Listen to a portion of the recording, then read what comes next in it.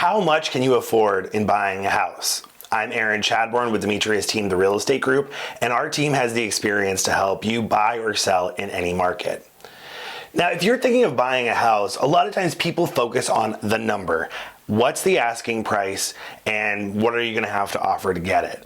But if you're borrowing money, now if you're a cash buyer, the price is the price. But if you're borrowing money, then there are some other numbers that matter. And really it's all about what your monthly payment is going to be on that mortgage.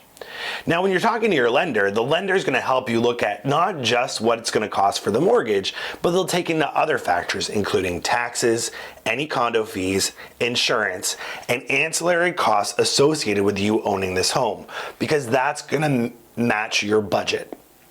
But when we're looking at the loan, if you're putting down less than 90%. So if you're gonna borrow only like 3% down, 5% down, there are some lending products where it's 0% down, you might be paying private mortgage insurance. That's gonna add to your monthly cost. The reason I say to focus on the monthly cost of what your mortgage payment's gonna be is that that's the number that they're gonna try to qualify you based on, of what can you afford each month to make that mortgage payment. So in the end, that determines what your top number is going to be. Whether you can afford to pay asking price, or $5,000 or $10,000 over asking price, or $20,000 less than asking price. It's going to be determined by how much you can afford to pay each month.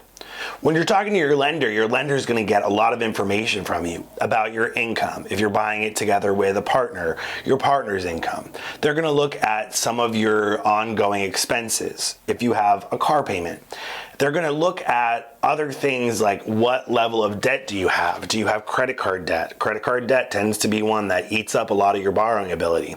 Do you have student loans that are being paid off? And if so, what's your budget for that? They're going to look at your debt to income ratio. They're going to look at all of the things in your credit history to see whether or not you're someone that has more borrowing power.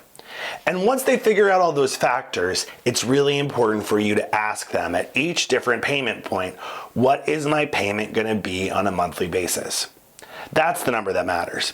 So at the end of the day, how much you can afford has to do with how you're financing it and what that monthly payment's going to be. And I want you to look at that monthly payment so that you know, as interest rates change, how that's changing.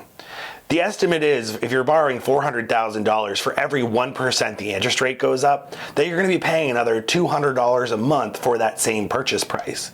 So in a market with changing interest rates, it's going to be important to update that figure and update that understanding with your lender on a regular basis so that we know we're getting you into a home that you can afford.